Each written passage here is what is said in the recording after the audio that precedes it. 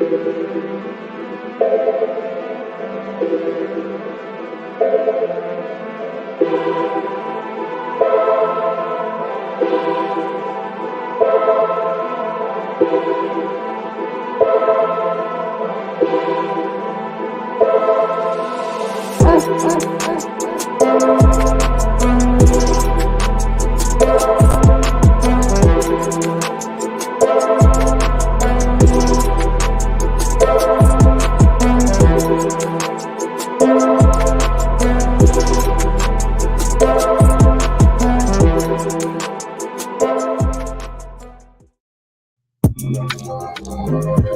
morning.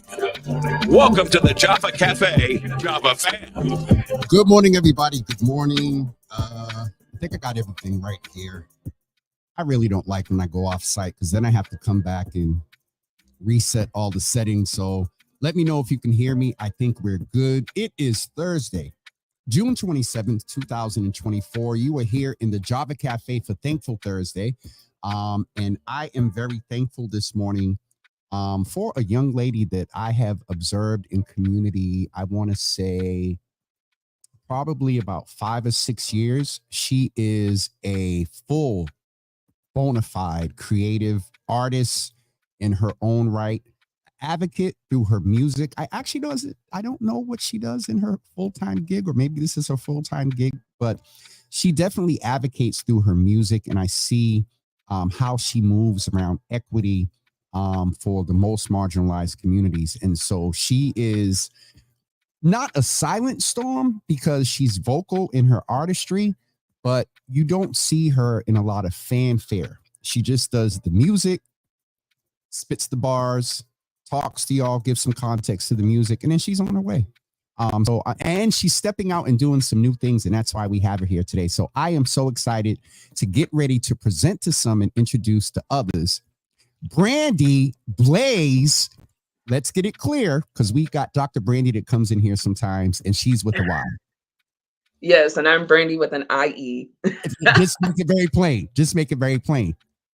Look at you. You're looking wonderful and look like you know, slim down a little bit. I done lost a little bit of weight. I've been a little snatched, a little tight, right? You know, I'm going to still be a BBW forever, though.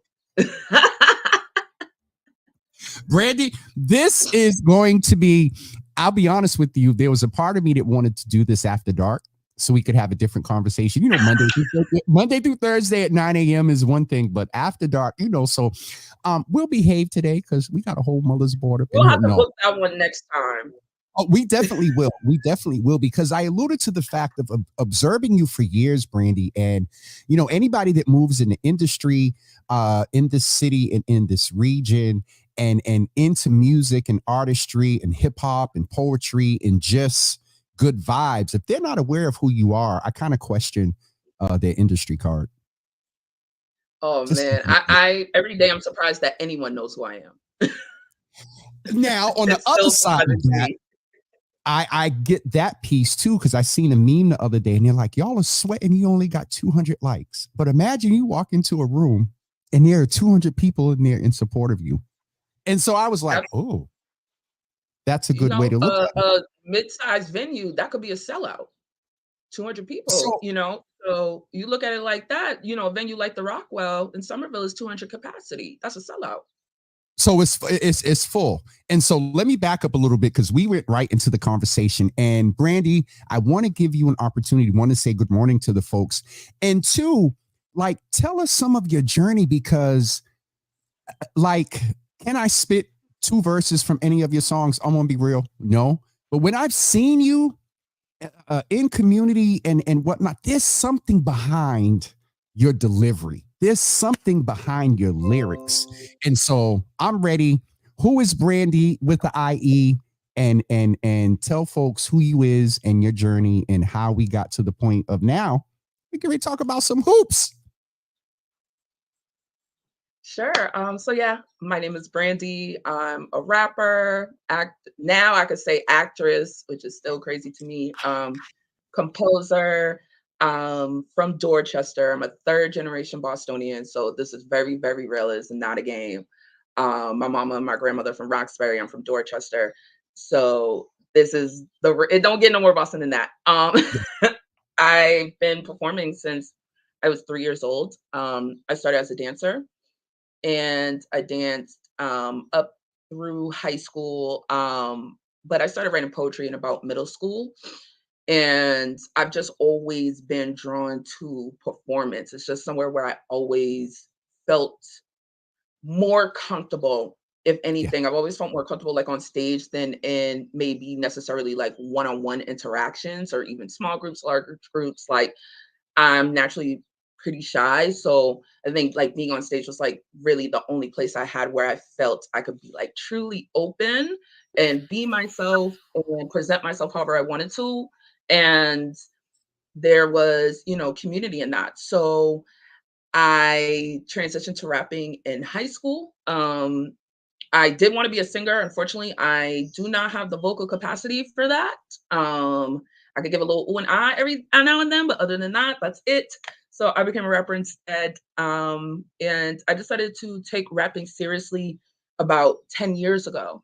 And I think when I decided to really take this seriously, that's when things started to change. It was a slow burn. I would say it probably took about 5 years for me to really start to gain that first bit of traction, which is, it's so funny. A lot of people will be like, oh, Brandie came out like 5 years ago. But I was actually doing this 5 years previously. It took 5 years to even get to that point. And then now we're here a decade later. And it's been an amazing journey. I've been able to do things and experience things that I've never thought that I would be able to do. I did Boston Calling last year, which was incredible. Yeah. Yeah. Um, Shout out to Boston Calling. They really like treat you so well. It was like one of the best experiences of my life. Also, shout out to the Celtics. They also treat you very well. I did Celtics halftime this year. And now here I am working with Company One. This is my second play. My first play was completely a musical called Come to Pass.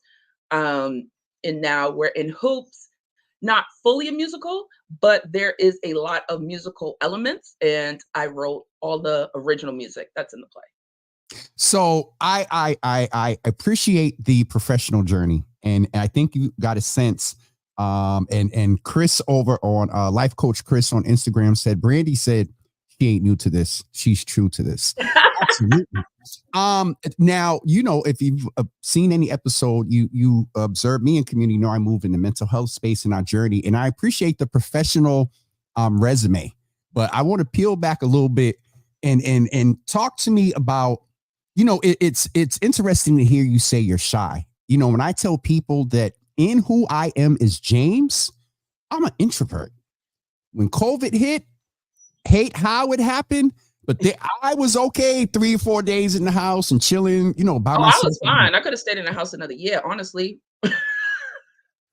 Randy, listen, but it's interesting to hear someone, because I think sometimes in our giftings and in our callings, we have to adjust from being an introvert into an extrovert, because just what we do, we're out there, charisma and things like that. But Brandie, first of all, let's recognize and name the fact that you're a triple threat. You started off in dancing, you sang a little bit, but transitioned to rapping and poetry and whatnot. And now you're an actress. To me, that's a triple threat. Oh man, it still doesn't seem like it's a real thing. Like I was just having this conversation last night too about like, you don't see yourself the way that other people see you. Yeah. So to me, I'm just Brandie, and I rap, and I could dance, and now I'm transitioning into acting, which has been beautiful. But I'm like, triple threat accolades. Like, what are y'all talking about? It's very weird to me. It is. We share that too. That I think the piece of being shy, and also when the accolades come, they're good, but sometimes they come with targets. Sometimes they come with I'm going to make up a word. You're a lyricist. Pensivity. We become a little bit pensive because we're like, okay, did I really have impact? What am I doing now? And then what's to come? But anyway, we won't turn this into a dual therapy session. And so tell me about that shy Brandie back in the day that was a dancer. Like, what you got a grit. With all due respect, there's a grit and a hustle about you that, it's interesting to hear you say you've been in this for 10 years. And then the last 5 years is when like things really took off. And so what informs your grit? What informs, just please, what's behind artistry? What's behind the artist, Brandie? Well, I think definitely a lot of my grit, I would say, comes from my family. I was raised by amazing single mother. She's the best. She is my biggest fan and my biggest supporter, and has been my entire life. Mm-hmm. I'm literally on this path because of her. She was the type, we didn't have a lot of money, but she would, if I wanted to try something, if I wanted to experience something, she would find a way to make it happen. Like, I was a Girl Scout and there wasn't a troop um, in our neighborhood. So my mom started a troop so that there could be a Girl Scout troop in the neighborhood, in the area. And although brown and girls, black and brown girls we had a troop because of my mom. Like, I was a cheerleader, and she was the coach. Um, I did pageants and like she made my outfits. So I was able to experience and do a lot of things as a kid. And that I really got that mentality from her of like, we're gonna find a way out of no way. And I'm just a descendant of like a line of very amazing, strong, beautiful Black women. Like, I have a picture in my house right now where it's 5 generations of us. I'm an infant in the picture, but it's 5 of us. And I just came from that legacy of working hard and taking care of your family and pursuing the things that you're passionate about. So I'm very blessed in that arena that I've always had a very beautiful and loving and supporting family. I think that's so important as a Black girl. But also, I've always been a tall, plus size girl my entire life. No one else in my family is. It's just me. And everyone else in my family is, more slim, petite, or like curvy. So I'm the only like BBW in the family. So a lot of times that's a bad thing. A lot of times people experience like their first bully in their own home. They experience their first episodes of fat phobia within their own family. And I didn't have that experience. My family always loved on me and told me I was beautiful, told me I was special, like that I could do anything I wanted to do. My weight never mattered. It was not a thing. I honestly didn't even know that like being a bigger kid was a bad thing until I was in elementary school and I started to get teased for it. I never knew. My family never, put that on me. And that was just like really another blessing that I had. Like I said, so many people experience their first bullies at home. And I had nothing but love and support. And now I could see like how I was able to grow into the person that I am now was through that. I knew like how hard it was at school, being bullied for the way that I looked. But I knew that I could go home and I was okay. I was safe. And no one in my family felt that way about me. So I think that's kind of like where I was able to really delve into the type of person I want to be. And I think that transitioned into the type of artist that I want to be. Before I started rapping seriously, I was an activist. I was very heavily involved with BLM Boston, BLM Cambridge, other groups. I started with the murder of Trayvon Martin, and I kind of went from there. And I was very heavily involved, protests and all types of things. And I know that that's where that comes from. So when I decided to rap seriously, the two main things that I told myself was, one, if we're going to do this, I have to do it the way that I want to do it. Mm-hmm. I can't let anyone control or dictate the music that I make or the way that I present myself, and I'll never do that. And two is that how can I transition from the message of activism, spreading it through the streets, through protests? How can I transition that into music without being like an activist artist, if that makes sense? Because I don't think that that's necessarily me, but I want to make party records. I want to make dance. I want to do the fun things, the sexy records. I want to do those too. However, I'm still about the community, and especially Black women, femmes, the queer community. Like, that is my home. So Yes. I just wanted to, I feel like now that, kind of like, how like sometimes when you speak things out loud, things start to click. You're like, yeah, I can see like this linear line of like, this is how I got here, through my family and through activism work. So I often tell my guests and folks that reach out, that, Anissa did some notes for us. There's a script, wonderful like that. But I often tell my guests I feed off of their energy. And there's so much in your answer to that question there. And so I want to identify a couple of things. Earlier this week, we had Sharon Stallings from ABCD. Yes, my first summer job. No, listen. All right. So Sharon came on Tuesday. So we are part of the ABC SummerWorks alumni, which includes Mayor Kim Janey, former police commissioner Willie Gross, Charlie Titus, you, me, Corey Peeler from One Bead yesterday. He's a SummerWorks alumni. She's a SummerWorks alumni.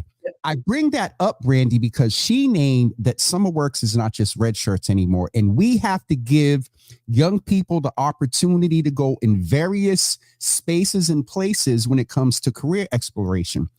Corey Peeler came on from One Bead yesterday and talked about folks like you going in to talk with young people that they may aspire to be a composer, a writer, an actress, we about to get in quadrupleness of Brandie. And so to hear you come affirm today, one, that you're a SummerWorks alumni too.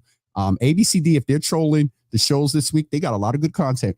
But the other thing is, I'm going to try to remember chronologically. I heard that your mother supported your opportunities, or your interests rather, and provided opportunities in everything you wanted to do. And so I heard that, the parental support. I also want to check myself to some respect and thank you for, in this space, oftentimes I talked about your grit. And when you gave me the professional resume, I went looking for trauma. I went looking for something that informs you. And you're like, no, Jimmy, home was good. And as you were talking, what I'm thinking is that oftentimes we're so conditioned that our grit and our success and what makes us real and authentic has to come from a negative place. Struggles are real, but I also heard that your grit is informed. I'm not saying there wasn't any struggles, but you had an early foundation of support that led to confidence, that when you went to elementary school and the ignoramuses, didn't understand your blessed height, didn't understand your curviness. And so I just wanted to name a couple of things that you affirmed. And also you helped me as an interviewer to not always think, we have our life experience. And I think we're conditioned to do that, trauma-informed care and whatnot. Nah, let's start moving out of place away from our trauma. Whole bunch of commentary there. But again, it's based off the energy of your answer. And so tell us about the transition of being this rapper, coming from a dance background, activism, that first play. When did you want to get into telling a story in a modular manner? You said the first one was mostly a musical. This one may not be as much of a musical. So there's acting, and I'm sure you have some visual arts as a part of it. And so tell us a little bit about the transition into this playwright, composer, and then catch us up. After that, we'll take a quick break, and then we're going to come back and talk about hoops. So, oh my goodness. It's the story of how I got into theater is actually hilarious. So I'm gonna be honest, I hate musicals. I truly do. I don't like them. I probably like maybe two.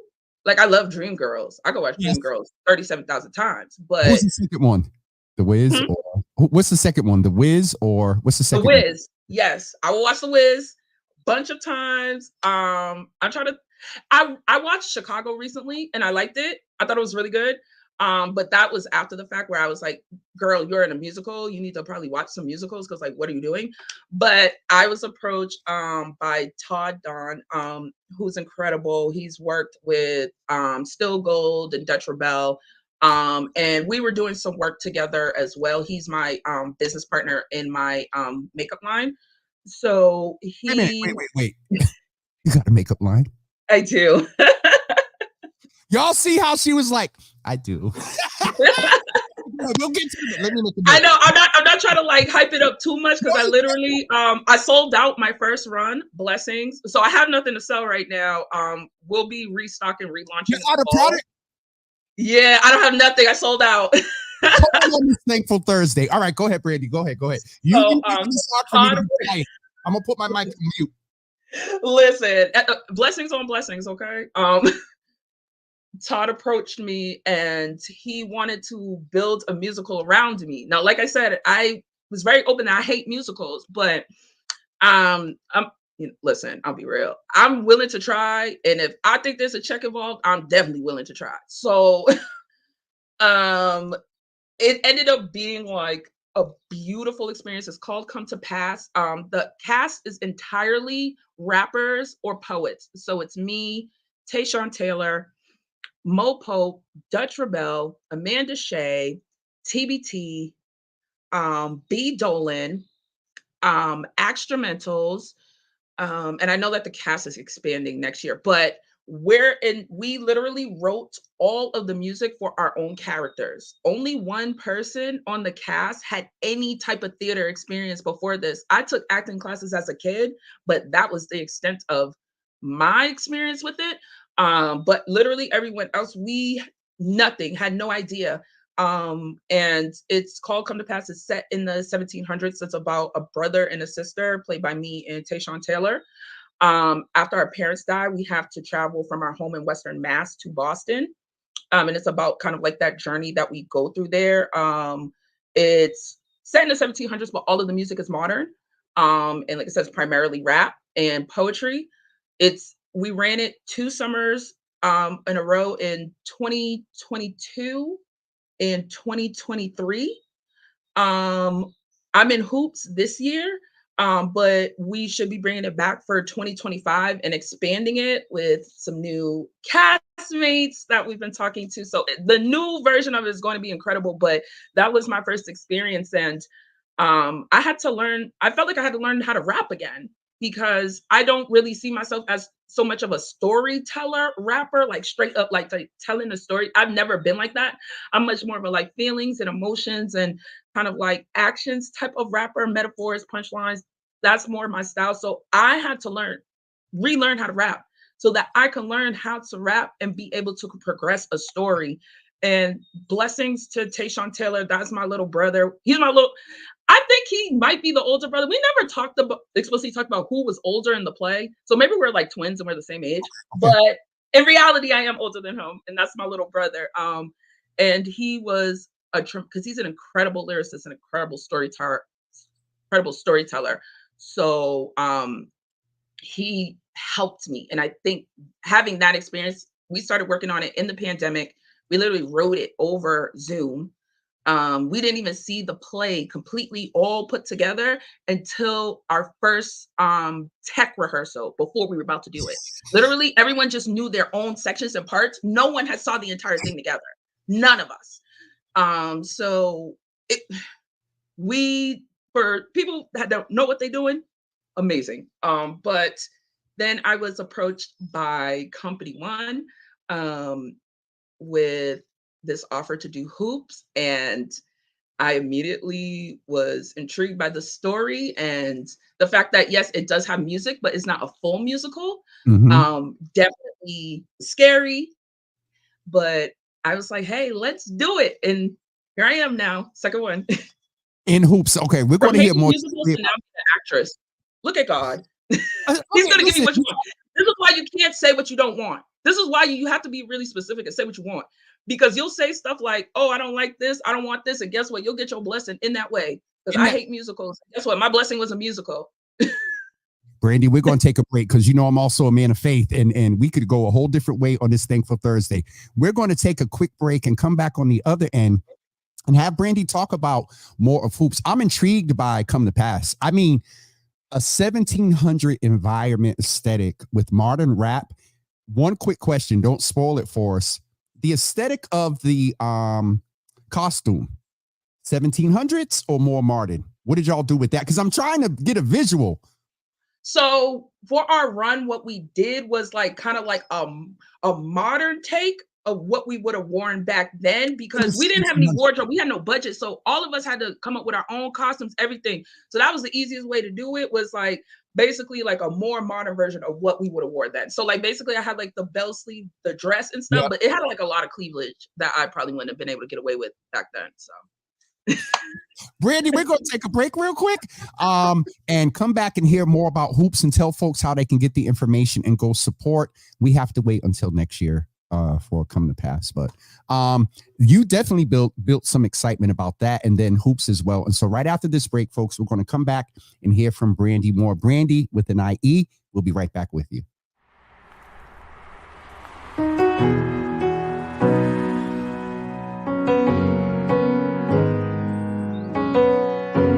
I'm a very sensitive person, and I feel the pain of my people.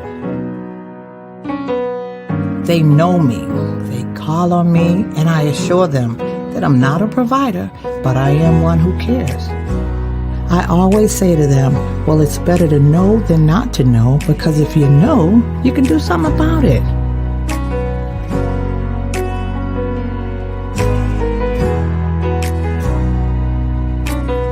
Think about the loved ones around you.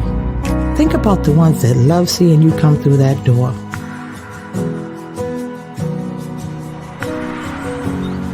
Take the step and get tested. That's it.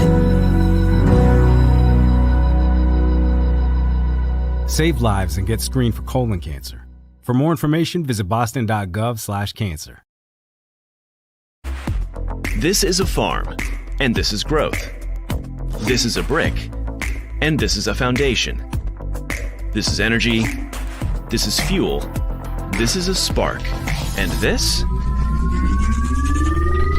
is our Earthshot, a reboot of belief in our ability to live sustainably, an engine for enthusiasm about what's possible, and a year of generating more of the one resource we can't live without: hope. Folks, we are back with the wonderful Brandie with the IE Blaze. Yes, I spelled it there and put the capital IE so folks know. During the break, I'm sitting here, and I say this often, Brandie, but you see people in community, you see them around, and I have been blessed to have the privilege of kind of going behind the scenes and seeing the foundation of support you had, seeing the business owner, makeup line, sold out product owner, actress, dancer, costume designer,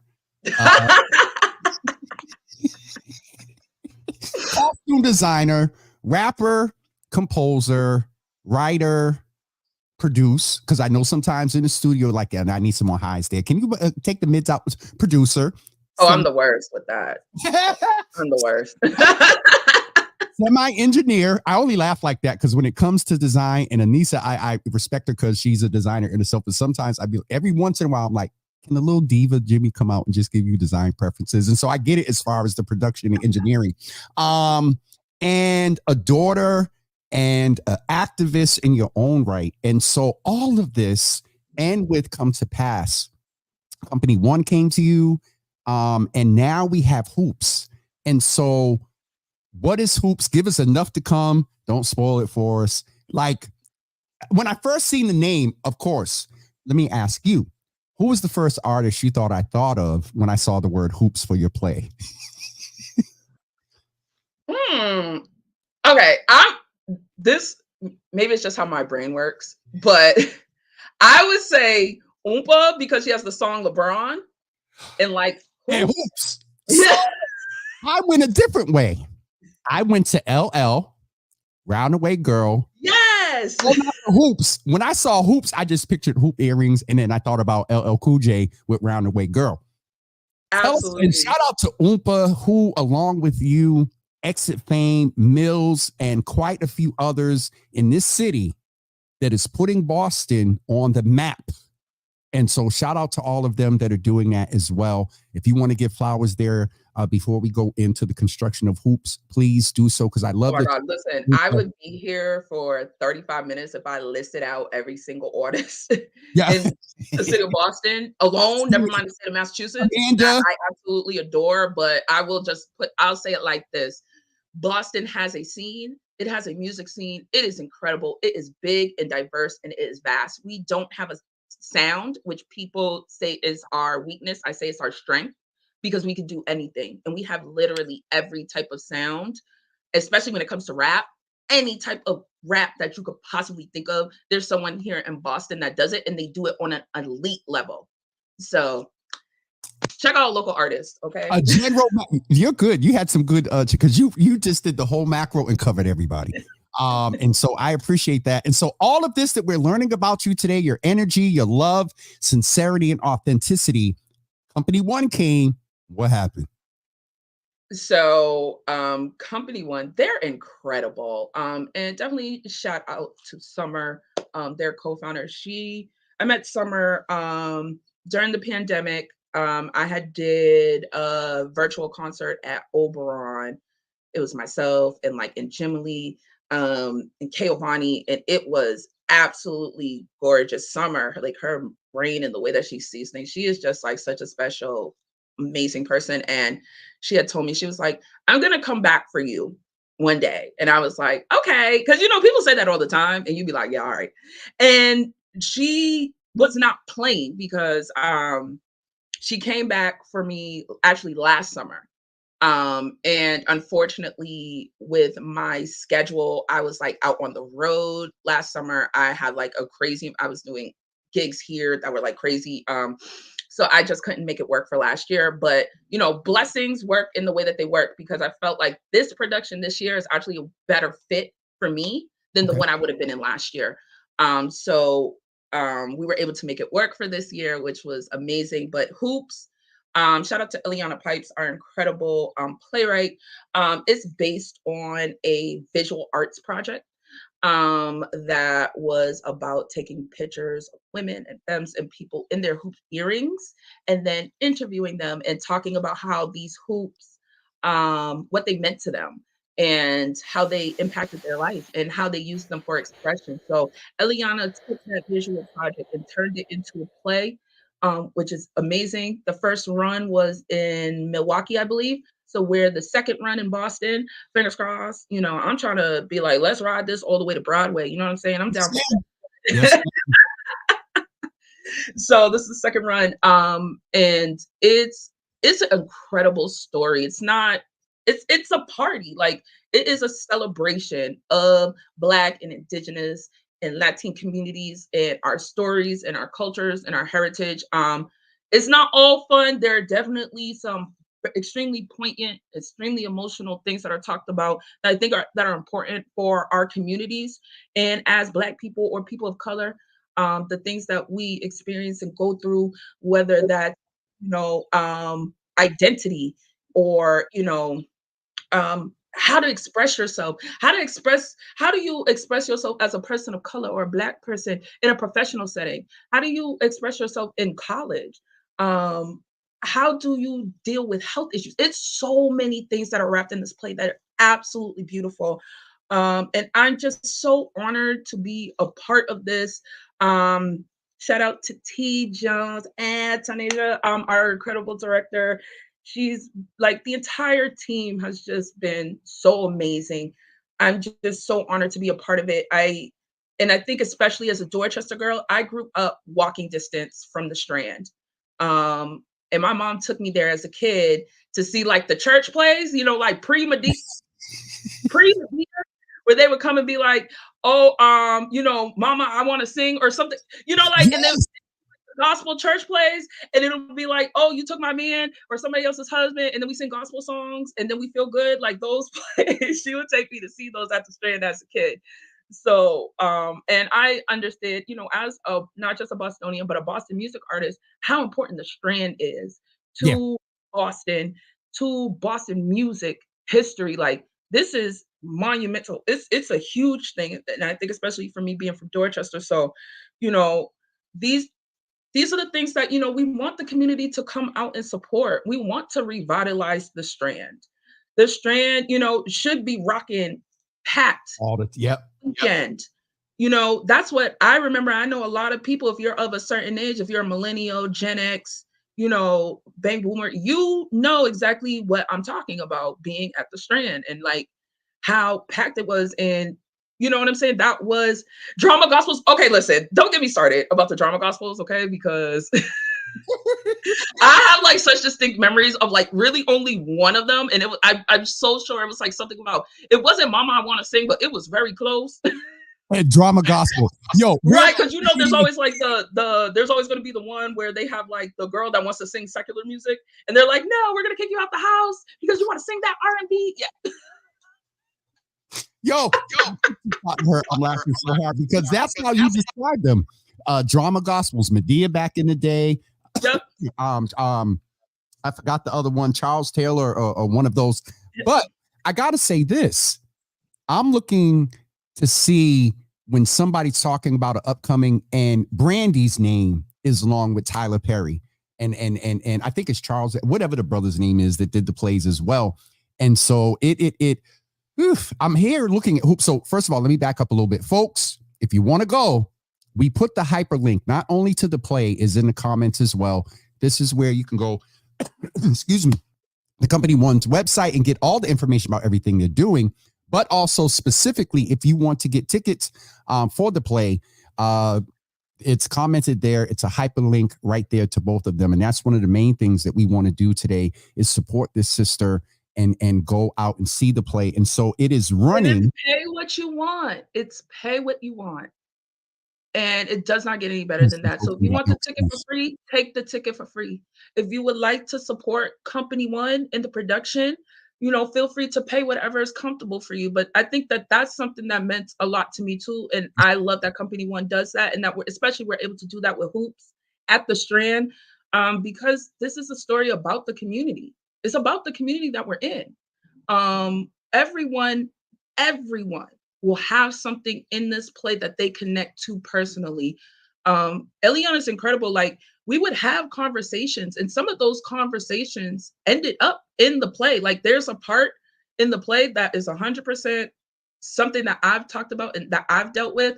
Another one of our castmates is a story about her and her son is in the play. And then it's all of these other incredible stories that are just woven together. And I feel like there's 100% going to be something that you will connect with.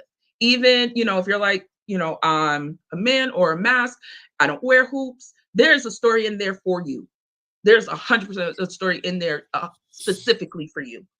And how, you know, our culture is our culture and it's important. And, you know, being able to express ourselves the way that feels the most authentic to us is so important. So I hope everyone, you know, like I said, it's pay what you want. So you ain't got no excuse. Okay.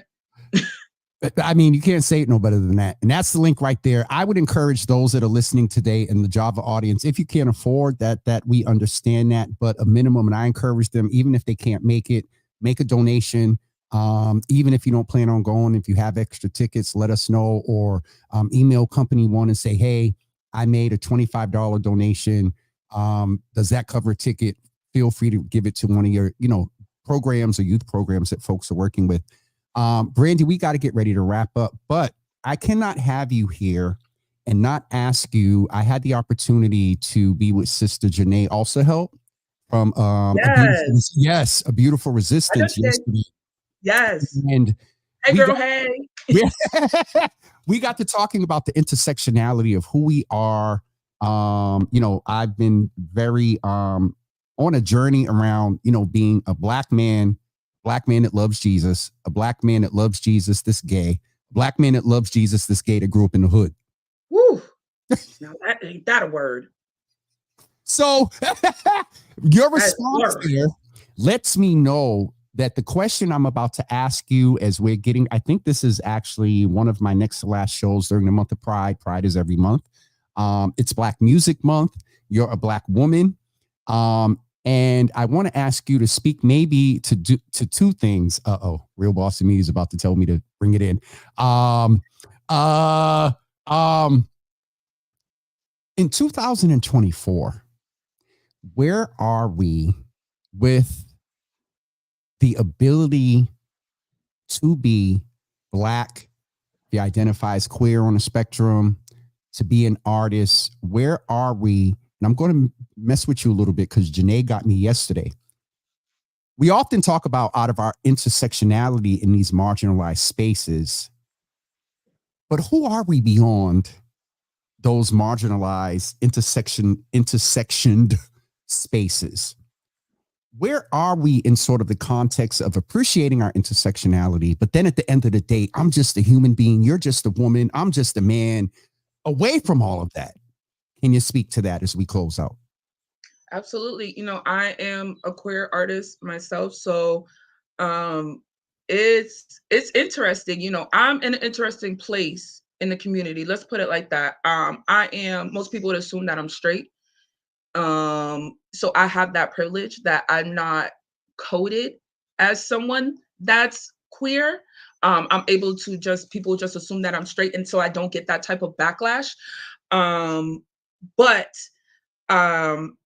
what I will say is that being a woman that's queer and not a lesbian, not straight, pan, bi, whatever you want to call it, that gives me a very different feeling. Like, I feel like I'm a little bit more acceptable, especially in music, because people fetishize woman on woman. That's okay. As long as you're not a full lesbian, and like, it's fine. Like, they just think you're like someone that likes to kiss girls in a club. So when you drunk, and okay, fine. But so that's why I'm like, I always like to start with, let me acknowledge the place of privilege that I'm coming from, because I don't want to speak for a whole, segment of our community when I'm like, I'm in a very, very, very privileged position in our community, which the way basically I pass, and I like women, so you just get treated differently. I would say that we're getting there. We are getting there. Is it better? Yes. Is it perfect? Absolutely not. Is it even close? Absolutely not. I think that there's still just people that claim to fight for Black liberation, but that does not include all of us. And that is not something that I will ever subscribe to or be a part of. To me, you are not pro-Black if you're homophobic. You are not pro-Black if you are transphobic. All of those things. We are all Black, period. But we also have our own intersections of not just oppression, but also we have our own intersections of privilege. And that's the problem. People don't talk about that. Okay? I'm a light-skinned Black woman. How crazy would I be to talk about my experiences as a Black woman without acknowledging the fact that my experiences as a Black woman are easier because I'm white, and that I will never have the experience of a dark-skinned Black woman? It's the same thing. So if we just start approaching from not just our place of oppression, but also from our place of privilege, and starting to acknowledge the ways that we are privileged. If I'm straight passing, I don't even like that phrase. I don't know what else to say. But basically, I know what you mean. I'm also cisgender. Okay, like, those are positions of privilege, and you have to acknowledge that if you want to be liberated, because not all of us experience oppression the exact same way. And I feel like that is what is the problem, especially in Black community right now, is that if you only have one intersection of oppression, which is being Black, you think that that's all of us. But it's like, no, there's this Black person over here that's a woman, that's different. There's this Black person over here that's gay, that's different. There's this Black person over here that's trans, that's different, or disabled, or dark skin, or all these other things. So that's where I want us as a community to get to, is when we can acknowledge our privileges that we do have within our oppression. That's when we can truly be a community. Ladies and gentlemen, thank you for joining Java with Jimmy this morning.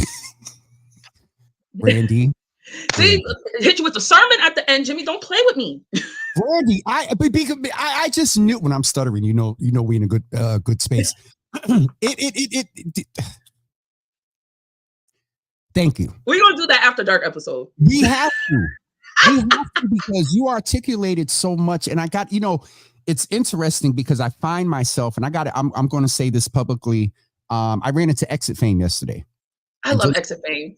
But you're going to love them even more. So I said, bro, let's take a pic real quick. I had on a shirt that reflected a rainbow. Just out of conditioning, I went to position a selfie and I said, hey, let me hide the shirt, because, I know he's in the industry, blah, blah, blah. And I don't want, looking out for the brother. This brother grabbed me a little bit tighter on the shoulder, pulled in and said, bro, take the pic. And so, see how you're smiling? That's the type of stuff, sis, that, I said that to say that I feel compelled a little bit to say nobody's trying to push an agenda or anything like that. It's just that people need to be treated as humans despite our philosophical, religion, sexual, differences at the end of the day. And so Brandie, I know we were here to talk about hoops and whatnot, but you just, and Donna Williams Bowen said, preach. Simple as that. Let me go over Instagram. I got everybody. He's going to kill me. Comp on Paint, brother Daniel, said, so proud of you. This is fire. Some other comments in there. Fire, protect this sister at all costs. Love her movement. So yes, salute to you, Brandie. We need more of these family moments shared. So, oh my goodness, listen, if I started talking to my family, we are a lovely bunch. We are a lovely bunch. We are also insane. So I could see y'all. Y'all better get ready. We'll have to keep up for the After Dark episode. That's why I said, Jimmy, we gotta make this happen. We gonna schedule this and we're gonna do it face to face. My family. I want to do face to face because it's a whole different energy when we're in the same room. Absolutely. And plus, like, I haven't seen you in forever, so then I'd be able to give you a hug. It'd be good to see you, Brandie, and hug you. Oh, you're going to see me at some point. I remember you saw me. I was driving through Dudley and you saw me. I didn't even realize that you knew. And you were like, came out, was like, Brandie. I looked, I was like, who is calling my name? And it was. Listen, it not just the artistry in you from Boston, but there was a sense, and we got the proof in the pudding today in your chatting with us that I knew there was something special about you. And different. And so I got that affirmation today. And it's you're one of the I say it often, but you're high ranking in the fact you just never know people's stories and what's behind them. And so now when I see you, now when I big you up, it was a general just love you, But all right, I'm getting off of here because you're gonna have me cussing in the 9 o'clock hour. Because there's certain things you say. Because we'll start to key in. We will start to key in, and this show will be another hour, okay? And the team will be texting me talking about you're supposed to be over at RCC at 10:30. Sis, I appreciate you and all that you do. The joy you brought this morning. I think I know a level of understanding to folks that may not understand our community and the variations and the dynamics of intersectionalized journeys, if you will.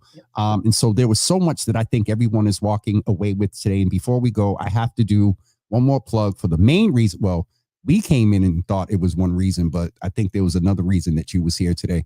Don't forget, folks, go to Company One to get the ticket. You can get that there. That is the direct link for the tickets. And just if you want information about what's going on with Hoops and other productions Company One is doing, you can go to their general website as well. And I want to acknowledge, Mike Massey is in the room. Where'd he go? Yoga Mike is in the room.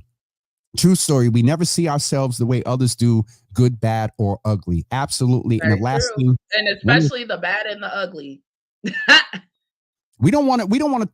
Never mind. We'd be here another hour. Yeah, we ain't gonna start down that road. Real Boston Media said the Strand was a staple. My uncle says back in the day, Biggie and Big Pun. Now, first of all, I want to cuss him because he talking about back in the day. Biggie is not back in the day, bro. No, sir. Back in the day, Biggie and Big Pun for 4. Yo, why is he making it sound like we're talking about the OJs? He's like back in the day. Back in the day. Okay, sorry. I don't care what anyone says. The 90s was yesterday. All right. I don't want to hear that. Like you said, back in the day is the IC brothers. I don't want to hear that. Yeah, back in the day, Big Pun and Biggie, Lord Jesus. I've always held that place on a high regard. Classic venue needs more love. Agreed and absolutely. So, Brandie, I'm going to get off here because I got to get down the street in a few minutes and try to look halfway decent there. There's the whole reentry movement that's going on with Brother Supreme. And so I want to get there to support them. I love that. And I'm an RCC alum. I'm an RCC legacy. My mom is an RCC alum, and so am I. Brandie, get off my screen. I can't wait. Sometime in July or August, we're going to do a After Dark. I also have this other segment now called Black Java, no sugar, no cream. Oh, love that. Mm-hmm. Brandie, get off my screen because there's a whole. No, listen, we gonna link up. I'm gonna hit you. I'm gonna send you my number. We gonna link up. Okay, please do. We gonna talk after this. The team, thank you for working with Anissa to get you here today. I'm walking out of here. Today's my Friday.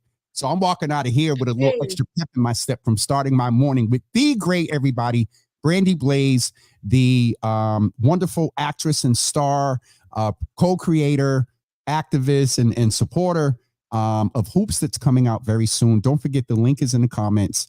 And Brandie, we'll see you soon. We'll see you there. Thank you. Love always, sis. Love even more. Thank you for having me. Yes, ma'am. That was our wonderful Brandie Blaze, folks. I hope you walked away with just some understanding about folks' journeys and how they influence their artistry and things like that. It was really a great interview. I just wanted to share with some folks. I think Pastor Marion made it in. I got a notice from the platform that I use that there was an issue with LinkedIn, and I know some people watch on LinkedIn. And so if you were able to make it in, good, but for some reason, that notice is still there. So hopefully if Ma or someone, you can just inbox Pastor Marion and let her know why she wasn't able to get in today. All right, folks, we're getting ready to head over to support Brother Supreme, who is doing the Restorative Justice Summit over at Roxbury Community College. We're going to go over there for a few minutes and just get just support them and talk to some of the folks that are there. So that's it for me this morning. Today is my Friday. Next week, right now, we have confirmed Mayor Wu for Wednesday morning at 9 a.m. Monday, we'll definitely we'll check in on Monday. Tuesday, I'm not sure, but we'll definitely be here on Wednesday as we get ready to go into our vacation time. All right, everyone, have a great day. Thank you for tuning in, and we will see you tomorrow morning. Well, I'll go live a couple of times today from the summit, but as far as the show, we'll see you on Monday morning at 9 a.m. Peace, everybody.